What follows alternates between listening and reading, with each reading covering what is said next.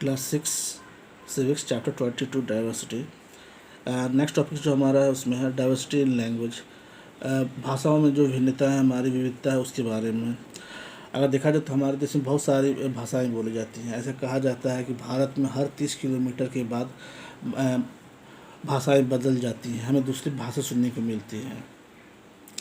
और देखा जाए तो हमारे यहाँ 22 ऐसे लैंग्वेज है जो जिसे हम नेशनल लैंग्वेज भी कहते हैं, जो कि इस तरह से हैं: हिंदी, पंजाबी, सिंधी, गुजराती, मराठी, बंगाली, उड़िया, असमिया, उर्दू, संस्कृत, कश्मीरी, तमिल, तेलुगु, कन्नड़, मलयालम, नेपाली, मणिपुरी, कोंकणी, संथाली, मैथिली, बोडो एंड डोगरी। ये हमारे यहाँ बोले जाने वाली 22 ऐसे नेशनल लैंग्वेज जो हमारे यहाँ बोले जाती हैं। अब नेक्स्ट टॉपिक जो हमारा diversity in caste and religion. Bharat में अगर देखा जाए तो बहुत सारे धर्म के मानने वाले लोग, अलग अलग कास्ट के और अलग अलग रिलीजन को मानने वाले लोग भी देखे जाते हैं। अगर देखा जाए तो यहाँ पर हिंदू, जैनिज़्म, सिखिज़्म, क्रिश्चियनिटी, इस्लाम, बौद्धिज़्म, हर तरह के लोग पाए जाते हैं। दो अपने हर त्यौहार, रिचुअल्स को अलग अलग तरीके से मनाने की उन्हें यहाँ पर पूरी तरह से छूट है।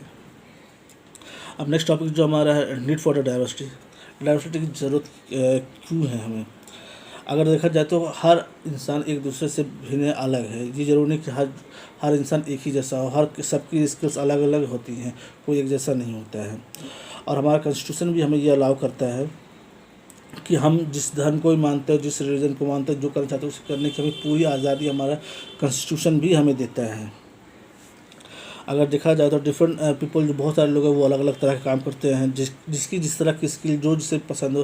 कुछ डॉक्टर, कुछ इंजीनियर, कुछ टीचर, कुछ वेल्डर है, कोई कारपेंटर, कोई गोल्ड स्मिथ, कोई ड्राइवर। तो जिसकी जो जिस तरह की स्किल है वो उस तरह को बन सकता है, ना कि ये किसी पर दबाव कि अगर वो डॉक्टर है तो उसको भी डॉक्टर ही बनना है, सबको डॉक्टर ही बनना है। तो इस तरह से हम कह सकते हैं। दूसरा चीज़ ये भी है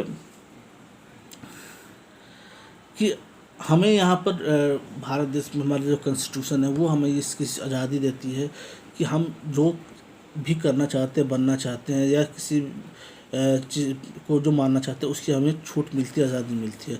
सो इसलिए हम कह सकते हैं diversity has important and it's needed.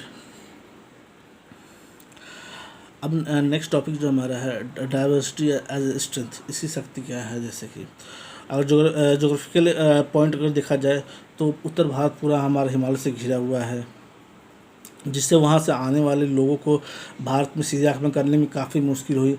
तो ये भी एक पॉइंट हो सकता है, इसके लिए इम्पोर्टेंट है। जोग्राफिकल व्यू से देखा जाए तो ये हमारे लिए बहुत ही इम्पोर्टेंट पॉइंट है। Next political unity. भारतवर्ष में शुरू से ही अंग्रेजों के राज से पहले जो राजा महाराजा हुए हैं, जो ये जिनका ये कोशिश हमेशा से रहा कि वो पूरे भारतवर्ष पर उनका कब्जा हो, चाहे वो सम्राट अशोका हो या अकबर हो। हर किसी की ये कोशिश रही कि उनका पूरे भारतवर्ष पर कब्जा रहे, ताकि वो एक छत्र राज अपना इस पर कर सके। नेक्स्ट टॉपिक जो हमारा है कल्चरल यूनिटी।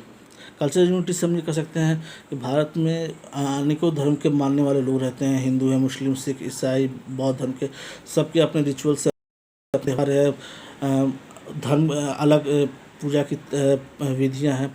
तो और हर धर्म के अपने त्यौहार है, पर्व है, जिनको मनाने की उन्हें पूरी तरह से छूट है। ना कि किसी पे ये दबाव है कि कोई किसी धर्म, सिर्फ किसी स्पेशल धर्म को ही, पर्टिकुलर धर्म को ही वो माने।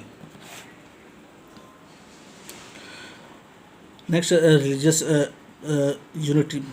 भारत में बहुत सारे धर्म हैं, उसके बाद भी यहाँ पर रिलीजियस यूनिटी देखी जाती है, चाहे हिंदू हो, मुस्लिम हो, सिख, ईसाई, बौद्धिज़्म। इतने धर्म होने के बाद भी यहाँ पर एक यूनिटी देखी जाती है।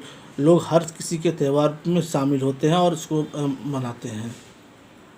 पूरी दुनिया में भारत इंडिया ही एक ऐसा देश है जहाँ पर डाइवर्सिटी विविधता इस तरह की देखी जाती है, जहाँ पर हर सब धर्म को फलने फूलने की पूरी तरह से आज़ादी है। ना कि किसी पर ये दबाव है कि वो किसी पर्टिकुलर धर्म को माने या किसी पर्टिकुलर धर्म के त्यौहार को ही सिर्फ मनाए। यहाँ पर हर धर्म को पूरी तरह से फलने फूलने की आज़ादी है और अपनी बात को रखने और कहने की आज़ादी। इसलिए यहाँ पर देखा जाए कि रिलीजन यूनिटी को भी महसूस की जाती है।